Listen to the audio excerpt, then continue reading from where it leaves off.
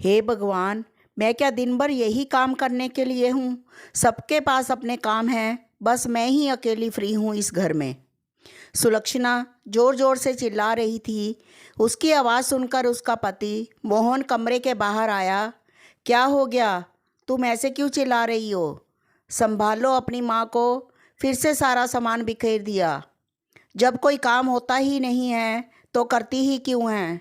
सुलक्षणा, क्या कह रही हो तुम? माँ बूढ़ी हो गई है, उनसे अब इतना काम नहीं होता है। हाथ कांपते हैं तो सामान बिखर जाता है। तो ना ही करे काम। हमने कब कहा काम करने के लिए? खाम खा मेरा काम तो बढ़ जाता है ना। ठीक है, तुम चुप हो जाओ, मैं माँ को समझाता हूँ।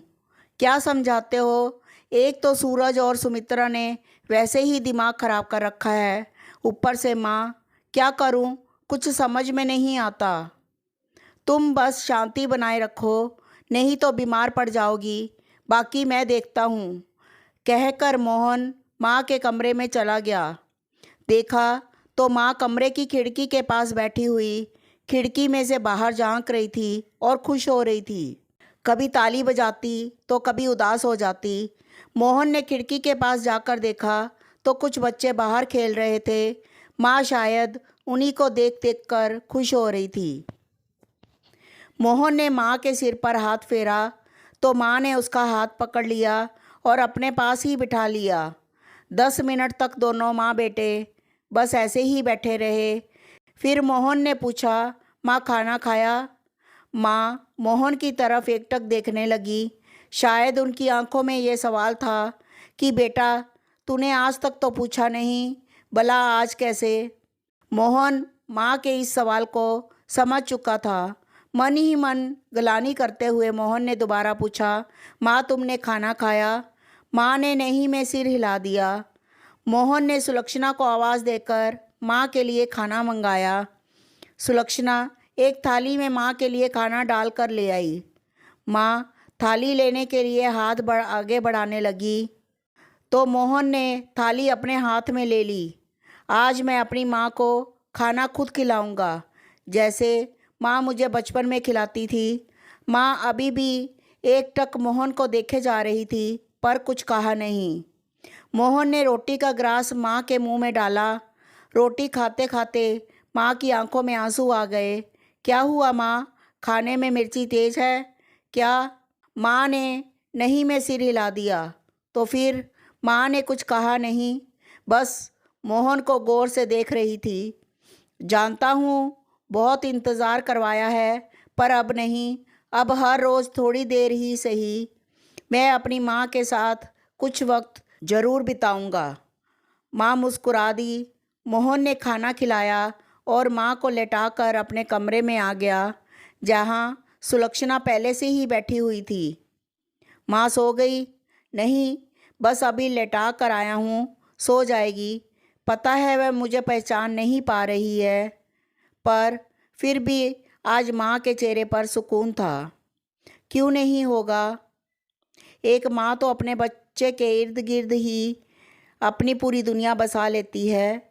जब वह दुनिया उसे छोड़कर जाती है ना, तो ऐसा लगता है कि सब कुछ छूट गया है, बस जान निकलना बाकी रहती है। और जब वह दुनिया उसके पास लौट कर आती है तो उसके मृत प्राय शरीर के अंदर जैसे किसी ने जान फूंक दी हो, वो वापस जिंदा हो जाती है। कहते कहते सुलक्षणा की आंखों में आंसू आ गए। तुम सूरज को याद कर रही है? माँ हूँ। अब जाकर एहसास हुआ कि मैंने अपनी सास से क्या क्या छीना था जब मेरा बेटा मेरी बहू छीन कर ले गई। सच, हमारे कर्म हमारे पास वापस लौट कर आ रहे हैं। भगवान के लिए अब तुम रो मत। जब समझना चाहिए था तब हम लोग समझे नहीं। आज जब बेटा बहू घर से गए तब जाकर समझ में आ रहा है कि हम कितने गलत थे। गलती तुम्हारी अकेली की कहाँ थी? मैं तो बेटा होकर भी नहीं समझ पाया, जो अपनी बीमार और बूढ़ी माँ को वृद्धाश्रम छोड़कर आ गया। मोहन को याद हो आया वह दिन जब अपनी बूढ़ी माँ को वृद्धाश्रम छोड़कर आया था। कारण सिर्फ इतना सा था कि माँ अब बूढ़ी हो चुकी थी। पिताजी के जाने के बाद उनसे अब ना पहले जितना काम होता था और ना ही घर की देखभाल। इसलिए अपने बेटे बहू को वह बोझ लगने लगी थी। इस कारण घर में आए दिन कलह होती रहती थी। तंग आकर आखिर मोहन माँ को वृद्धाश्रम छोड़ ही आया। माँ कितना रोई थी, मुझे अकेला छोड़कर मत जा, तेरे अलावा मेरा इस दुनिया में है ही कौन। भगवान के लिए अपनी माँ पर तरस खा, पर मोहन अपनी रोती बिलखती माँ को अकेला ही छोड़ गया। बस यह सदमा माँ के दिल पर बैठ गया था। अब वृद्धाश्रम से फ़ोन आते थे, आपकी माँ की तबीयत ठीक नहीं है, आपसे मिलना चाहती है। पर मोहन और सुलक्षणा कोई ना कोई बहाना बनाकर टाल देते। एक दो बार वृद्धाश्रम वालों ने फ़ोन किया कि आपकी माँ की मानसिक स्थिति ठीक नहीं है, लेकिन जब मोहन और सुलक्षणा में मिलने की भी जहमत ना उठाई तो आखिरकार उन लोगों ने फ़ोन करना बंद कर दिया। और इधर मोहन और सुलक्षणा ने तो माँ का अस्तित्व ही बुला दिया। लेकिन समय का पहिया तो चलता ही रहता है। आज आप जवान हैं तो कल आप बूढ़े होंगे ही। आखिर इतने सालों बाद खुद की बेटे बहू ने सिर्फ इसलिए अपनी दुनिया अलग बसा ली कि हमसे बूढ़े लोगों की सेवा नहीं होती। तब जाकर एहसास हुआ कि उन्होंने माँ के साथ कितना गलत किया था। जब दिल नहीं माना तो आखिर एक दिन माँ को ढूंढते हुए वृद्धाश्रम पहुँच ही गए। जाकर देखा माँ अब सिर्फ हड्डियों का पंजर रह गई थी। ना कोई होश था और ना ही कोई जिंदा रहने की ललक। हाथ पैर पहले से भी ज़्यादा कांपने लगे थे। किसी से कुछ कहती नहीं, चुपचाप सी रहती है। जैसे तैसे माँ को लेकर घर आए। माँ को लाए हुए भी 1 महीने से ऊपर हो चुके थे, पर अब भी वह मोहन को पहचानती ना थी। बस एक चीज़ थी, माँ सबसे ज़्यादा खुश होती थी जब आसपास के छोटे बच्चों को खेलते हुए देखती थी। अचानक गिलास गिरने की आवाज़ से मोहन की तंद्रा टूटी। सुलक्षणा और मोहन दोनों उठकर माँ के कमरे में गए। देखा तो गिलास पड़ा है और पानी फैला हुआ है। माँ एक कपड़ा लेकर पानी साफ़ करने की कोशिश कर रही थी। रहने दो माँ, हम साफ़ कर लेंगे।